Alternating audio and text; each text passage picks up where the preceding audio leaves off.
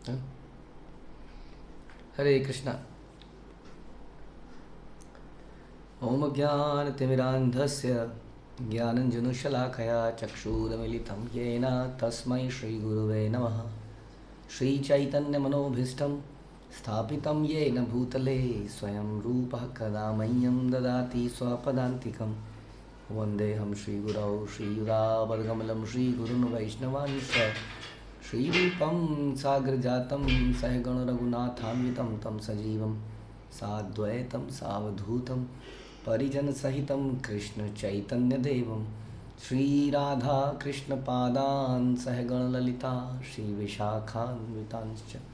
हे कृष्ण करुणा सिंधु दीनबंधु जगतपते गोपेश गोपिका कांत राधा कांत नमस्तुते। तप्त कांचन गौरांगी राधे वृंदावनेश्वरी वृषभानुसुते देवी प्रणमामि हरिप्रिये। वाञ्छाकल्पतरुभ्यश्च कृपा सिन्धुभ्यैव च पतितानां पावनेभ्यो वैष्णवेभ्यो नमो नमः। जय श्री कृष्ण चैतन्य प्रभु नित्यानंद श्री अद्वैत गदाधर शिवासादि गौर भक्तवृंद। हरे कृष्णा कृष्ण कृष्णा हरे हरे हरे राम राम राम हरे हरे। नमो विष्णुपादाय कृष्णप्रेष्ठाय भूतले श्रीमते भक्तिवेदांत स्वामिन्निति नामिने। नमस्ते सारस्वते देवे गौरवाणी प्रचारिणे निर्विशेष शून्यवादी पाश्चात्य देश तारिणे। हरे कृष्ण। भगवद गीता अध्याय पहला और श्लोक संख्या 1। धृतराष्ट्रोवाच धर्मक्षेत्रे कुरुक्षेत्रे समवेतायुयुत्सवः मामका पांडवश्चैव किम अकुर्वत संजय। धृतराष्ट्र ने कहा, हे संजय, धर्मभूमि कुरुक्षेत्र में युद्ध की इच्छा से एकत्र हुए मेरे तथा पांडु के पुत्रों ने क्या किया। तो बड़ा इंपॉर्टेंट है इसको समझना है। अगर इसको हम एक डिफरेंट पहलू से इस श्लोक को समझने का प्रयास करें कि दिस श्लोक इज़ अबाउट इंक्वायरी। हम देखते हैं भगवद गीता हो चाहे भागवतम हो, it is all about questions and answers. यहाँ पर अधिकतर प्रश्न अर्जुन के थे और आंसर भगवान के थे। वहाँ पर भी अधिकतर प्रश्न परीक्षित महाराज और आंसर सुखदेव गोस्वामी के थे, या फिर प्रश्न थे विदुर के और आंसर थे मैत्री के, या प्रश्न थे और बहुत सारे लोग बीच बीच में आते रहे जाते रहे। उद्धव के प्रश्न को आंसर भी भगवान ने किया। तो इस प्रकार प्रश्न उत्तर बड़े ज़रूरी होते हैं।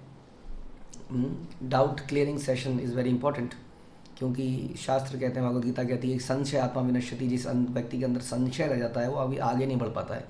राइट। हम किसी रास्ते में यदि चल रहे हैं और हमें डाउट है कि हम सही हैं कि नहीं, आप देखेंगे कि हमारी स्पीड तेज़ नहीं पकड़ पाएगी। हाँ, हम धीरे से धीरे ही चलाएंगे, कहीं कहीं पे बीच में रोकते रहेंगे। तो इसलिए बड़ा इंपॉर्टेंट है कि हम इस बात की क्लैरिटी ले लें कि हम कहाँ जा रहे हैं, क्यों जा रहे हैं, क्या सही जा रहे हैं कि नहीं जा रहे हैं। अब दिक्कत ये है कि एक ऐसा ट्रेंड बन चुका है समाज में जहाँ पर communication has become very important. बहुत सारे एजुकेशनल इंस्टीट्यूट्स इस बात पे फोकस करते हैं, कम्युनिकेशन इज़ द की, है ना। और उसके अंदर asking the right question, asking questions and interacting, कुछ तो बोलना है। तो हर कोई व्यक्ति सीख गया है बोलना। तो there some problem is asking the right question is the most important thing. अधिकतर हम प्रश्न केवल पूछने के लिए पूछते हैं या गलत प्रश्न पूछ लेते हैं। किस व्यक्ति से क्या पूछना है ये बड़ा ज़रूरी है, लेकिन एक सेंट्रल प्रॉब्लम इसके अंदर ये है कि हम सही प्रश्न क्यों नहीं पूछ पाते। क्यों हम लोग परम ज्ञान से रहित हैं, और ज्ञान से तो रहित हैं ही, तभी तो ज्ञान लेना चाहते हैं। प्रॉब्लम यह है कि हमारे अंदर बहुत सारी इच्छाएं हैं। हम इस लाइन पर आते हैं, भगवद गीता सुनते हैं, भागवतम सुनते हैं, गुरु के पास आते हैं, लेकिन उसका पर्पस फिर भी परम आध्यात्मिक ज्ञान, भगवान की सेवा, परम धाम की प्राप्ति, ये ना होकर कहीं ना कहीं सॉरी कहीं ना कहीं सुख संपत्ति आवे ही रह जाती है। इस कारण से हमारे जो प्रश्न हैं वो भी भ्रमित रहते हैं, दिशा रहित रहते हैं। तो अक्सर हमारे जीवन का सेंट्रल पॉइंट है what's in it for me. हर वस्तु में हम ये देखना चाहते हैं कि इसके अंदर मेरे लिए इसमें क्या है। व्हाट्स इन इट फॉर मी, चाहे कुछ भी हो, चाहे कोई रिश्ता हो, ऑफिशियल मैटर हो, हर चीज़ के अंदर, चाहे पति पत्नी का रिश्ता हो, वहाँ पे भी focus what's in it for, मुझे क्या प्राप्त हो रहा है, मैंने ये किया इनके लिए, बदले में इन्होंने मेरे लिए क्या किया। तो हर चीज़ का सेंट्रल पॉइंट वही रहता है। लेकिन ऐसा सेंट्रल पॉइंट रखने के बाद क्या हश्र होता है, ये हमें भगवद गीता बताएगी। पहला प्रश्न ही इस बात का आंसर दे देता है कि धृतराष्ट्र की मनोस्थिति क्या थी। उसे कोई मतलब नहीं है कि श्री भगवान ने क्या कहा। अब श्री भगवान वहाँ खड़े हैं। युद्ध से पहले भगवान ने दुर्योधन को अपना विराट रूप पहले भी दिखाया था, आप जानते हैं। जब शांति प्रस्ताव लेके भगवान गए थे तो दुर्योधन ने भगवान को कहा इसको पकड़ दो, यहीं पकड़ दो, खत्म करो, ये बड़ा इंपॉर्टेंट आदमी है। यही गया तो पांडव गए। अब जैसे दुर्योधन ने भगवान ने जैसे उसको झलक दिखाई हल्की सी, वो डर गया, उसने छोड़ दिया। तो ऐसे बहुत सारे मौके आए। भगवान की बचपन की लीलाएं हम सुनते ही हैं, कितने असुरों को मारा। मामा कंस को मारना कोई साधारण बात नहीं थी। कंस बहुत भयंकर राजा था, हम जानते नहीं उसके बारे में इतना, क्योंकि अलग ग्रंथों में उसकी जानकारी मिलती है। तभी इतने सारे बड़े बड़े भयंकर असुरों को उसने कंट्रोल में किया हुआ था। और ये घटनाएं सर्वविदित थी। आप सुनते हैं, जब हम सुनते हैं किस प्रकार से भीष्म पितामह अंतिम समय पर शैया में, बाणों की शैया में भगवान की ग्लोरिफिकेशन कर रहे थे, उस वक्त भी उन्होंने उन घटनाओं के बारे में चर्चा करी जो उन्होंने वृंदावन में, व्रज में करी थी। तो इसका मतलब ये घटनाएं सबको मालूम थी। उसको मालूम चलने के बाद भी धृतराष्ट्र जैसे व्यक्ति या उनके पुत्र इस बात को नहीं समझ पाए कि साक्षात भगवान सामने की तरफ लड़ रहे हैं। या धृतराष्ट्र के मन में ये प्रश्न नहीं आया कि भगवान ने उस युद्ध भूमि में क्या किया, है ना, भगवान ने क्या कहा। तो गीता हम शुरू कर रहे हैं तो हमारे अंदर ये जिज्ञासा होनी चाहिए सबसे पहले, भगवान ने क्या कहा। जब जब आता है श्री भगवान वाच, तो हमारे हृदय में एकदम से उत्सुकता हो जानी चाहिए, क्योंकि गीता के अलावा ऐसे वचन हमें रेयरली मिलते हैं। भागवतम में कुछ कुछ जगह मिलता है, पूरी गीता में तो हर जगह मिलता है भगवान ने क्या कहा, भगवान ने क्या कहा, भगवान ने क्या कहा। और भगवान ने गीता में निर्णायक सिद्धांत प्रस्तुत किए हैं। इसलिए बड़ा ज़रूरी है, बड़ी हमारे अंदर से इनक्यूजिटिवनेस होनी चाहिए, जिज्ञासा होनी चाहिए कि भगवान ने क्या कहा। लेकिन because of self centredness, because of short sightedness, again what's in it for मी, मेरे लिए इसमें क्या है। इसलिए धृतराष्ट्र का प्रश्न क्या है कि मेरे पुत्रों ने और पांडवों ने क्या कहा, क्या किया। अब इस प्रश्न के अंदर भी एक फेवरिज्म है, एक अगेन एक बायसनेस है, जो कि एक राजा के अंदर नहीं होनी चाहिए कायदे से। वो कह रहा है कि मेरे तो पुत्र हैं, लेकिन पांडव जो है दूसरे के पुत्र हैं, पांडव जो है उनके भाई के ही पुत्र थे।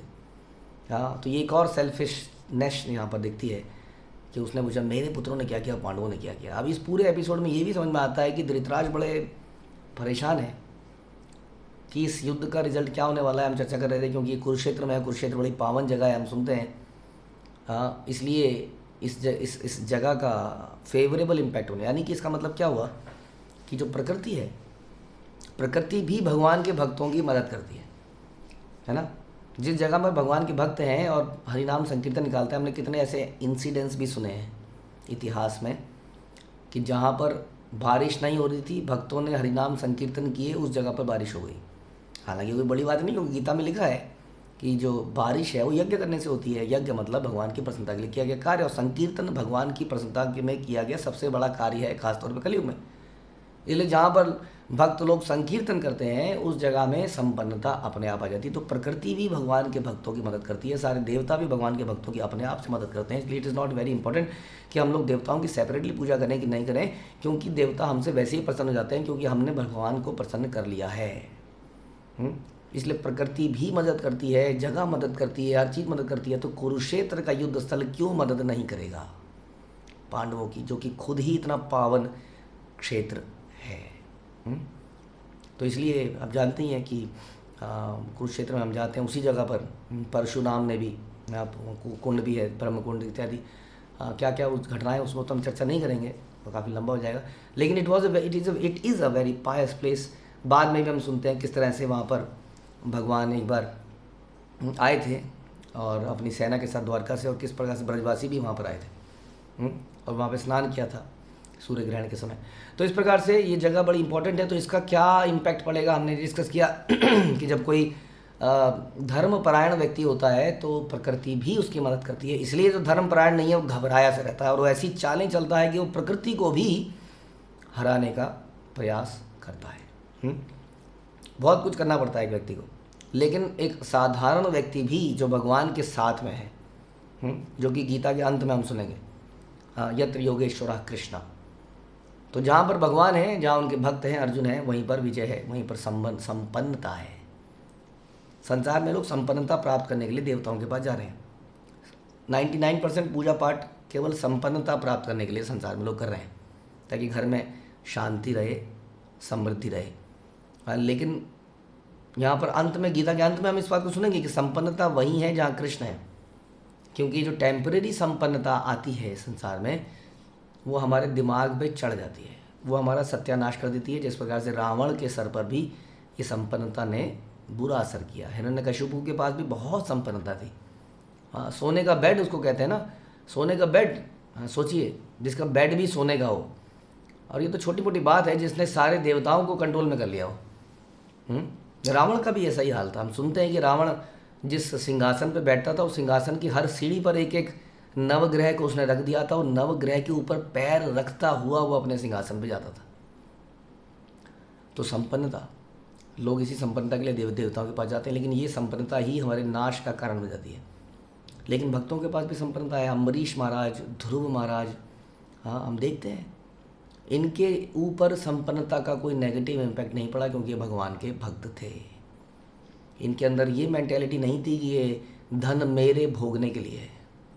इसलिए उनका दिमाग हमेशा सही रहा और वो उस संपन्नता को भी उन्होंने इस्तेमाल में लाए और भगवान को भी प्राप्त किया। तो ये है असली चीज़।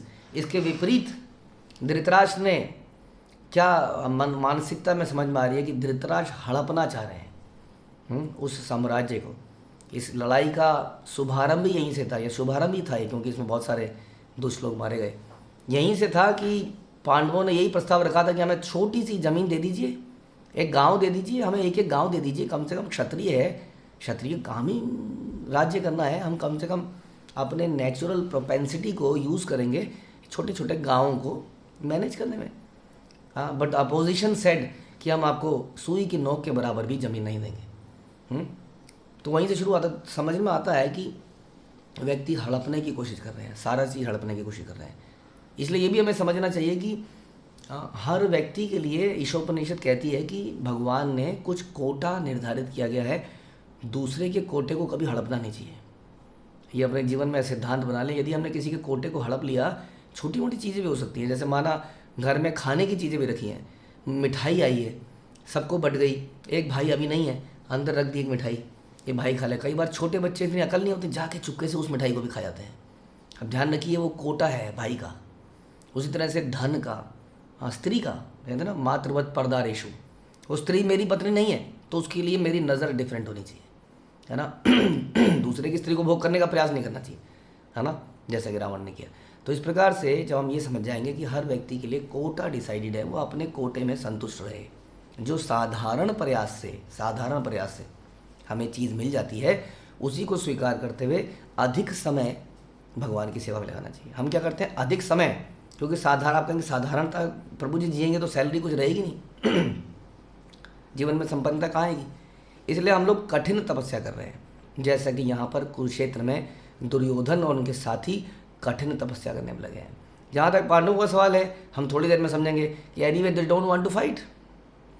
वो तो भगवान ने बोला कि तुम्हें फाइट करनी है, इसलिए देयरफॉर दे आर फाइटिंग। हाँ, तो लालच नहीं था वहाँ पर। लेकिन धृतराष्ट्र में, दुर्योधन में क्या लालच था, ये पहले ही प्रश्न से क्लियर हो जाता है कि हे संजय, धर्म भूमि कुरुक्षेत्र में युद्ध की इच्छा से एकत्र हुए मेरे और पांडु के पुत्रों ने क्या किया। तो हमने सुना कि किस प्रकार से धृतराष्ट्र का जो इनक्विजिटिवनेस है वो इसलिए बिल्कुल भी नहीं है कि भगवान ने क्या बोला, श्री भगवान ने क्या बोला। और इसी तरह से आजकल की जनरेशन की बिल्कुल भी ये फोकस नहीं है कि भगवान ने क्या कहा। हाँ, वो यही देखते हैं उस बड़े व्यक्ति ने, हाँ, क्या कहते हैं वो, डेल कार्नेगी ने, उसने क्या कहा। कोई बड़े राइटर हैं जिन्होंने बड़ी बड़ी किताब, उन्होंने क्या कहा। तो they are not interested in Bhagavad Gita में भगवान ने क्या कहा। तो इसी कारण से संसार में ये इम्बैलेंस है, मन में अशांति है, इतनी सारी समस्याएं हैं। तो इसलिए हम सबको ये समझना है इस पहले श्लोक से कि हमारे प्रश्न कहाँ पर फोकस्ड होने चाहिए। हाँ, हमारे प्रश्न जनरली सेल्फ सेंटर्ड होते हैं, बॉडीली रिलेटेड होते हैं, इसलिए लोग गुरु के पास भी जाते हैं तो अपनी भौतिक समस्याओं को लेके जाते हैं, जैसा ज्ञान धृतराज कर रहे हैं। तो हमारी इंक्वायरी हायर सब्जेक्ट्स के लिए होनी चाहिए, हमारे रियल सेल्फ के लिए होनी चाहिए, ताकि हम भगवान के धाम में जा पाए। हरे कृष्णा। श्रील प्रभुपाद की जय, भगवद गीता की जय।